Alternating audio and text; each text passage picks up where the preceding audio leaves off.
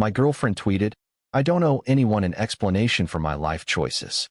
She posted that the same night, she spent our anniversary with her ex. I retweeted it and wrote, "Exactly. Neither do I," along with a picture of her packed suitcase. When she finally came home, the scene waiting for her was nothing short of shocking. I'm 29 years old, and I've never been the type to cause drama. I work in software development, keep my head down, and handle problems with logic rather than emotion. That's probably why what I did surprised everyone who knew me, including myself. Lauren and I had been together for 3 years. We met at a mutual friend's wedding, bonded over our shared hatred of small talk, and somehow turned that into a relationship. The first 2 years were solid. We traveled together, talked about moving in permanently, even looked at engagement rings once when we were both a little drunk and feeling sentimental. But the past year had been different. She'd reconnected with friends from college on social media, started going out more often without me, and became weirdly protective of her phone. I'm not the jealous type, so I didn't think much of it at first. People need space. I get that. Then I noticed her ex-boyfriend, Todd, commenting on almost every photo she posted. Heart emojis. Inside jokes. She'd laugh at her screen, and when I'd ask what was funny, she'd say, "Just something stupid," and change the subject. The red flags were there. I just chose to ignore them because confrontation has never been my strong suit. I figured if something was actually wrong, she'd tell me. We'd always been good at communication, or at least I thought we had been. I should have seen it coming. Our 3-year anniversary fell on a Saturday. I'd made reservations at the Italian place where we had our first real date. Same corner table, same wine we'd ordered back then. I even left work early to pick up flowers and the bracelet I'd bought her 2 weeks prior. It was silver with a small sapphire, her birthstone. Cost me nearly a month's worth of discretionary spending, but I didn't care. When I got home around 4, Lauren was getting dressed. Not in the blue dress I loved, but in something I'd never seen before. Tight black skirt, heels that made her 3 inches taller, makeup done like she was going to a club. "You look amazing," I said, setting the flowers on the counter. "Reservations at 7, so we've got time if you want to." Oh, she didn't turn around, just kept adjusting her earrings in the mirror. "I can't tonight." I stood there holding a bouquet of roses like an idiot. "What do you mean you can't?" Something came up. Brooke's having a crisis and I promised I'd be there for her. Brooke was her college roommate. They talked maybe twice a year, usually just liking each other's Instagram posts. "It's our anniversary, Lauren." "I know, and I'm sorry, but she really needs me right now. We can do dinner tomorrow night instead. I promise I'll make it up to you." She grabbed her purse and headed for the door. I followed her into the hallway, still holding the flowers. "What kind of crisis? Just guy stuff? Breakup stuff? Look, I really have to go. She's been texting me nonstop. Can I come with you? I could help. Or at least." "No. Too fast. Too sharp."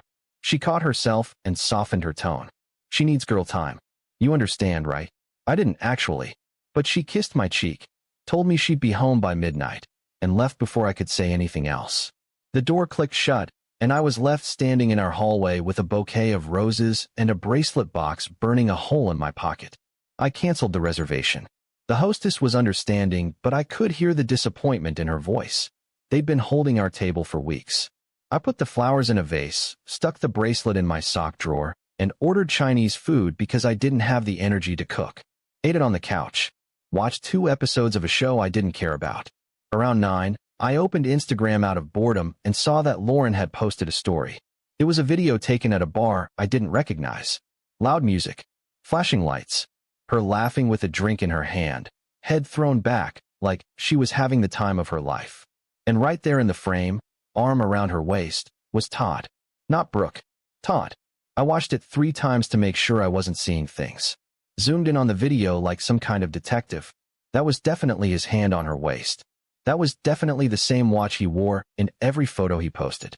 That was definitely my girlfriend, on our anniversary, with her ex-boyfriend. Then I checked her Twitter. She'd posted 20 minutes ago, "I don't owe anyone an explanation for my life choices." That's when something in me just snapped. Not in an angry way. Not in a throw things across the room way. It was colder than that. More calculated. I felt this weird sense of clarity wash over me, like all the puzzle pieces I'd been ignoring for months suddenly clicked into place. I'm not a petty person by nature. I don't do public call-outs or dramatic exits. But sitting there alone on our anniversary, watching her lie to my face and then broadcast it to the internet, something shifted. I went into our bedroom and pulled her suitcase out of the closet, the big one she used for week-long trips. Started folding her clothes. Jeans. Sweaters. The pajamas she'd bought last month with the little stars on them. That stupid fuzzy robe she wore every morning while making coffee.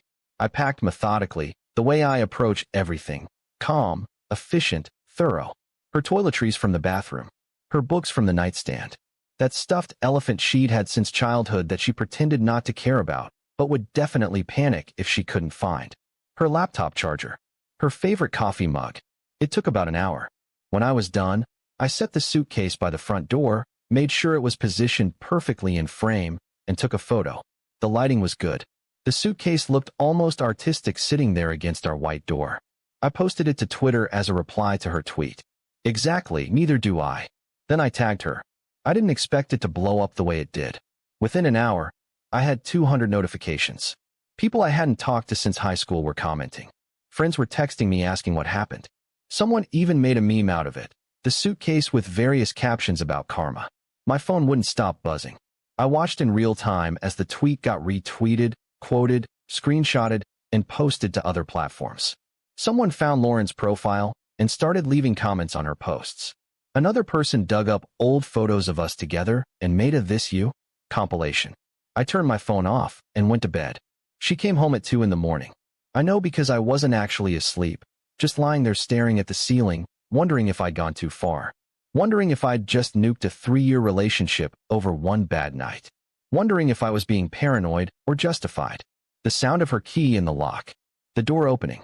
Then silence. A long, heavy silence that seemed to stretch on forever. I heard her footsteps stop. Heard the sharp intake of breath. Then her voice, loud and shrill in the quiet apartment. What the hell is this?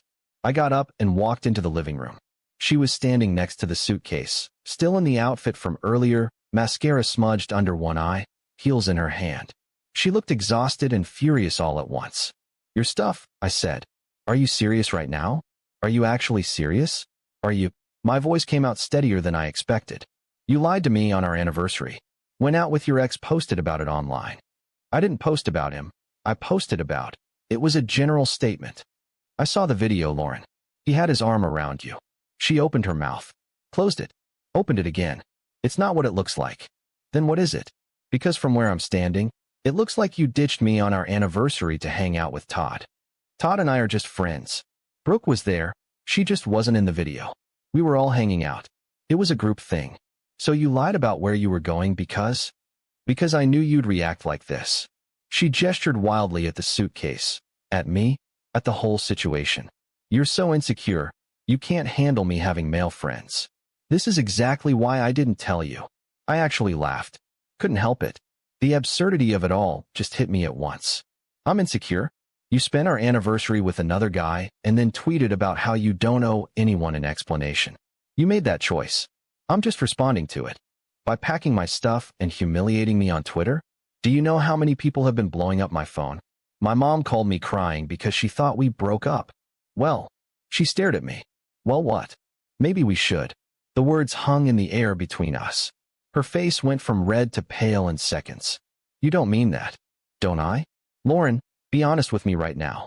If the situations were reversed, if I ditched you on our anniversary, lied about where I was going, and spent the night with my ex-girlfriend, would you be okay with that? That's different. How? Because I didn't do anything wrong. We were just hanging out. Then why lie? If it was innocent, if it was just friends, if Brooke was really there having a crisis, why not just tell me the truth? She didn't have an answer for that. Just stood there, arms crossed, jaw tight. I'll tell you why, I continued. Because you knew it was wrong. You knew it would hurt me. You knew that choosing to spend our anniversary with Todd instead of me was crossing a line. So you lied. You made up a story about Brooke because you thought I wouldn't check. You thought I'd just sit here like an idiot while I what? Had one night out with friends. While you prioritized your ex-boyfriend over your actual boyfriend. While you disrespected our relationship and then posted about how you don't owe anyone explanations. You're right, you don't. But neither do I. She didn't leave that night. Instead, she called her mom at 2:30 in the morning, crying about how cruel and controlling I was being. I could hear her mother's voice through the phone, sharp, angry, taking her side immediately without hearing mine, asking if I'd hurt her, if she was safe, if she needed to come pick her up right now. Lauren slept on the couch. I locked the bedroom door and lay awake until sunrise, listening to her cry through the wall. The next morning, I woke up to 17 missed calls and about 50 texts. Most were from her friends calling me everything from heartless to abusive. A few were from my own friends asking if I was okay. My brother sent a simple, "Saw the tweet. Need anything?" I made coffee. Lauren emerged from the living room around 9, eyes puffy, hair a mess, still wearing the club outfit from the night before. "We need to talk," she said. "Go ahead." She sat at the kitchen table. I stayed standing, leaning against the counter with my coffee mug. "I didn't cheat on you." "Okay. I'm serious. Todd and I are friends. That's it. Nothing happened. Nothing's going to happen." "Then why lie?" She looked down at her hands, picking at her nail polish. "Because I knew you wouldn't understand. Try me. He's been going through a hard time. His dad died last month. He needed someone to talk to, someone who knew him before everything got complicated. And yeah, I knew you'd be upset if I told you I was seeing him, so I said it was Brooke instead. That was wrong. I know that was wrong. But I swear to you, nothing happened. And that's why his arm was around you. He was drunk. Sad. He needed support. On our anniversary. I didn't plan it. He texted me that afternoon saying he was in a really dark place, and I panicked. I don't know what I thought, that I could just go for an hour, make sure he was okay, and be back in time for dinner. But then Brooke showed up and other people from college, and it turned into this whole thing, and I lost track of time. Lost track of time for 5 hours. I'm sorry. I'm so sorry. I should have called. I should have told you where I was. I should have been honest from the beginning. Yes, you should have. I set my mug down. But you weren't. And that tells me everything I need to know about where I stand with you. What's that supposed to mean? It means if Todd's dad died and he needed support, you could have told me that. You could have said, "Hey, I know it's our anniversary, but Todd's going through something really hard, and I want to be there for him as a friend. Can we celebrate tomorrow instead?" I would have understood that. I would have probably even suggested we both go, or offered to reschedule so you could be there for someone who needed you. She was crying now, quiet tears streaming down her face. But instead you lied. Made up a story about Brooke. Snuck out like I was some controlling parent you had to hide from. Then posted about not owing anyone explanations, while I was sitting at home alone on our anniversary, wondering what I did wrong. So yeah, I packed your stuff. Because I'm done being treated like I don't matter. I'm done being the person you lie to so you can do whatever you want without consequences. Update 1. She moved out that afternoon. Had Todd come pick her up, actually, which felt like pouring salt in the wound, but whatever. He wouldn't look at me when he loaded her suitcase into his car. Just kept his head down, grabbed the bag, and left. Lauren grabbed a few more things from the bathroom. Toothbrush, face wash, the expensive moisturizer she swore by, and threw them in a grocery bag. She moved through the apartment like a ghost, not saying anything, not looking at me. At the door, she paused. "I really didn't cheat on you," she said quietly. "Maybe not physically," I replied. "But emotionally? You checked out months ago. I was just too stupid to see it." She opened her mouth like she wanted to argue, then closed it. Because she knew I was right. We both knew. She walked out. The door closed. And that was it. 3 years, over. Update 2. 3 weeks later, my Twitter mentions were still getting occasional activity from the post. Most people were on my side, which felt weirdly validating but also kind of hollow. Winning internet points doesn't fix a broken relationship. Doesn't fill the empty space in your bed or make coffee taste less bitter when you're drinking it alone. I found out through a mutual friend that Lauren and Todd were officially together. They'd made it Facebook official 2 weeks after she moved out, which told me everything I needed to know about the timeline. They'd probably been building up to it for months. All those comments, all those late-night texts she'd hide from me, all those times she'd light up when her phone buzzed. My brother took me out for drinks on a Friday night. Told me I handled it better than he would have. "You could have gone nuclear," he said, signaling the bartender for another round. Could have posted screenshots of her texts, blown up her spot completely, made her look way worse than you did. But you kept it clean. Just called her out on her own words. Didn't feel clean, I admitted. Maybe not. But it was honest. That's more than she gave you. You didn't lie. Didn't manipulate. Just showed everyone exactly what she did and let them make up their own minds. Think I overreacted? No. I think you reacted exactly right. She disrespected you, lied to your face, and then had the audacity to post about not owing anyone explanations. You just held up a mirror. Not your fault she didn't like what she saw. The bracelet I'd bought for our anniversary is still in my sock drawer. I keep meaning to return it, but the return window closed 2 weeks ago. Part of me doesn't want it anyway. It's a reminder that I tried, that I showed up, that when it mattered, I was the one who wanted to be there. Lauren texted me once, about a month after everything happened. It was late at night, probably after a few drinks. I'm sorry for how things ended. I hope you're doing okay. You deserved better than what I gave you. I stared at that message for a long time.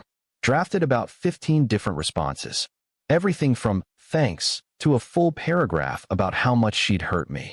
In the end, I didn't respond at all. Some explanations come too late. And some people only apologize when they realize the world isn't buying their version of the story. I'm doing fine now.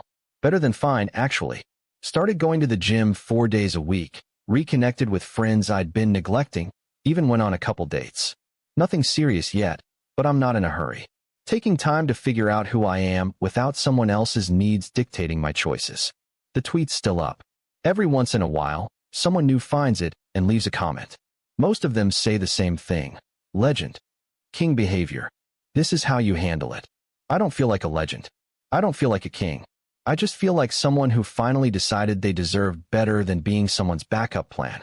Someone who realized that loving someone doesn't mean letting them treat you like you don't matter. And honestly, that's enough. The apartment feels different now. Quieter. Emptier in some ways, but also lighter. Like I can finally breathe without worrying about stepping on eggshells or wondering what she's really doing when she says she's with friends. Last week, I rearranged the furniture. Got rid of the couch we'd picked out together. Bought a new one that's just mine. Hung up photos with my friends and family instead of the couple shots that used to cover the walls. Made the space my own again. It's strange how you can live with someone for years and not realize how much of yourself you've given up until they're gone. How many small compromises add up to losing pieces of who you are? I'm finding those pieces again. Slowly. One day at a time. And I'm never packing another person's suitcase again, because next time, I'll choose someone who doesn't make me want to.